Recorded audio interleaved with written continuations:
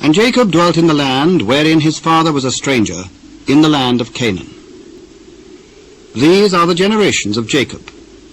Joseph, being 17 years old, was feeding the flock with his brethren, and the lad was with the sons of Bilhah, and with the sons of Zilpah his father's wives. And Joseph brought unto his father their evil report.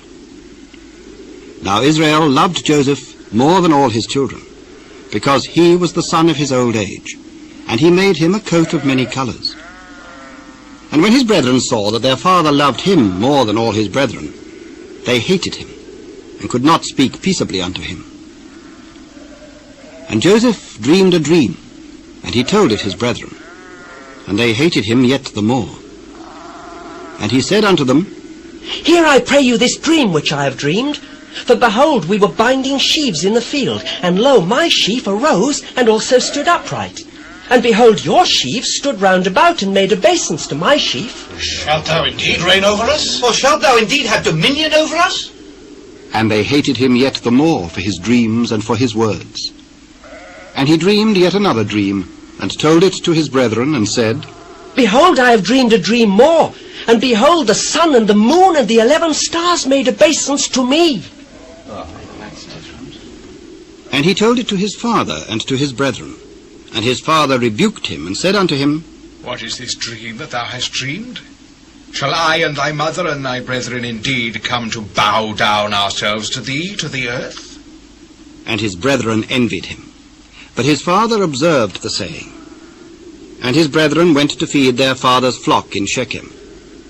And Israel said unto Joseph, Do not thy brethren feed the flock in Shechem? Come, and I will send thee unto them. Go, I pray thee, see whether it be well with thy brethren, and well with the flocks, and bring me word again. So he sent him out of the vale of Hebron, and he came to Shechem. And a certain man found him, and behold, he was wandering in the field.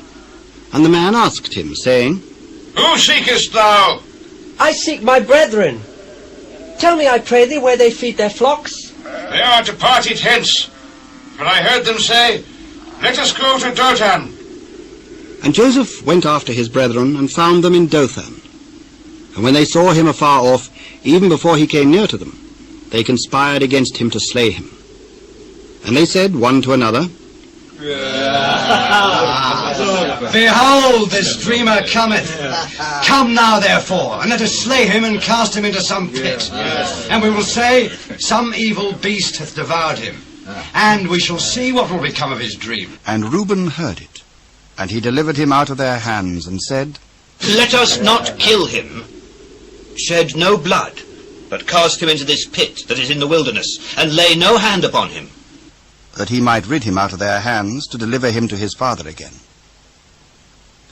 And it came to pass, when Joseph was come unto his brethren, that they stripped Joseph out of his coat of many colours that was on him. And they took him, and cast him into a pit, and the pit was empty, there was no water in it. And they sat down to eat bread, and they lifted up their eyes and looked, and behold, a company of Ishmaelites came from Gilead with their camels, bearing spicery and balm and myrrh, going to carry it down to Egypt. And Judah said unto his brethren, What profit is it if we slay our brother and conceal his blood? Come and let us sell him to the Ishmaelites, and let not our hand be upon him, for he is our brother and our flesh. And his brethren were content. Then there passed by Midianites, merchantmen, and they drew and lifted up Joseph out of the pit, and sold Joseph to the Ishmaelites for 20 pieces of silver. And they brought Joseph into Egypt. And Reuben returned unto the pit, and behold, Joseph was not in the pit. And he rent his clothes, and he returned unto his brethren, and said, The child is not. And I, whither shall I go? And they took Joseph's coat, and killed a kid of the goats, and dipped the coat in the blood. And they sent the coat of many colours, and they brought it to their father, and said, This have we found.